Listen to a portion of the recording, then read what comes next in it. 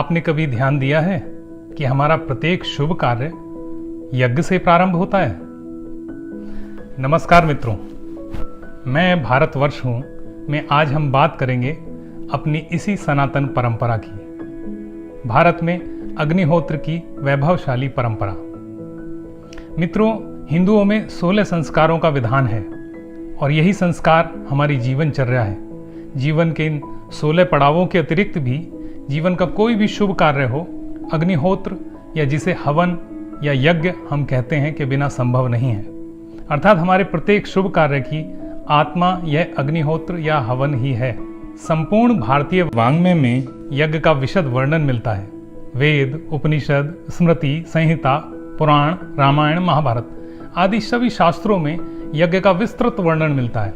हमारे आदि शास्त्र ऋग्वेद में हवन को सर्वत्र सुख फैलाने वाला कहा गया है।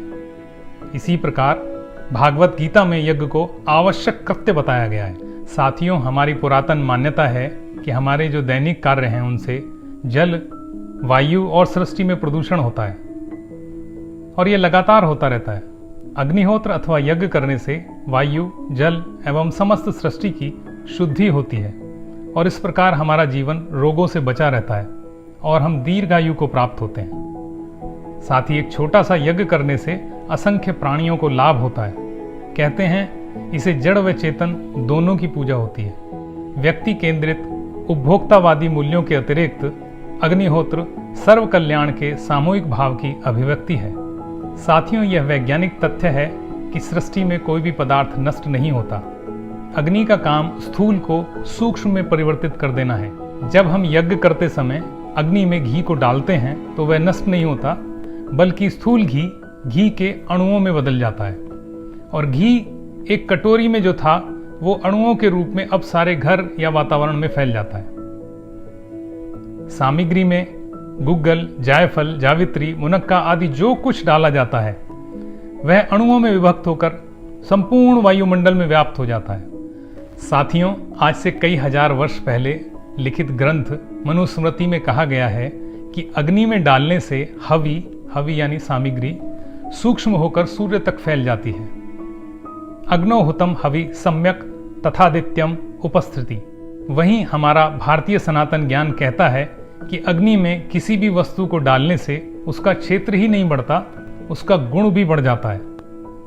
यानी अग्नि केवल स्थूल वस्तु को सूक्ष्म में बनाकर परिमाणात्मक क्वांटिटेटिव परिवर्तन नहीं करती, बल्कि गुणात्मक यानी क्वालिटेटिव परिवर्तन भी कर देती है। उदाहरणार्थ, अगर अग्नि में गुग्गल आदि सुगंधित द्रव्यों को डालें तो उनकी सुगंध सारे घर और वातावरण को सुगंधित करती है, और अगर इसी अग्नि में गंधक या मिर्च को डालें तो वह स्थान फिर रुकने लायक नहीं रहता। इस प्रकार सात्विक पदार्थों को अग्नि में प्रवाहित करने से संपूर्ण वातावरण को सकारात्मकता, सात्विकता प्रदान होती है। विश्व के अनेक देशों में सैकड़ों शोध हुए जिनमें वैज्ञानिकों ने नेगेटिव आयंस को जीवन के लिए बहुत उपयोगी बताया है। आपको जानकर आश्चर्य होगा कि अग्निहोत्र से नेगेटिव आयन उत्पन्न होते हैं। अग्निहोत्र प्रदूषण के विपरीत भावना है।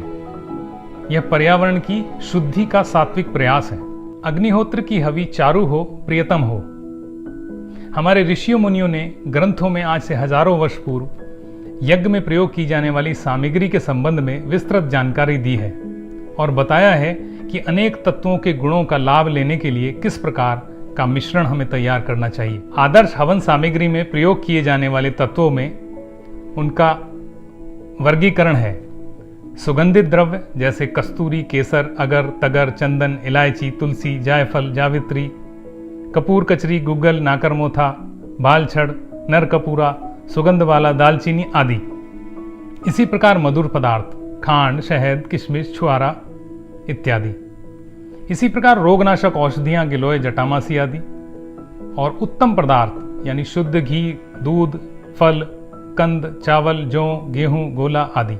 इन सभी शुद्ध तत्वों के मिश्रण से तैयार सामग्री अग्निहोत्र के लिए आदर्श मानी गई है। इसी प्रकार समिधा यानी यज्ञ में उपयोग की जाने वाली लकड़ी श्याम, बबूल, बरगद, गूगल, नीम, अशोक, पीपल, पलाश, चंदन, देवदार आदि की हो तो अति उत्तम है।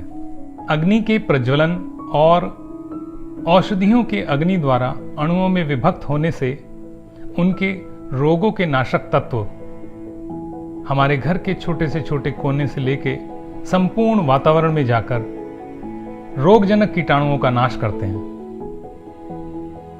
सामग्री का वैज्ञानिक विश्लेषण करते हुए यह भी पाया गया है कि उसमें ऐसे तत्व हैं जिनसे फॉर्मेल्डिहाइड गैस उत्पन्न होती है।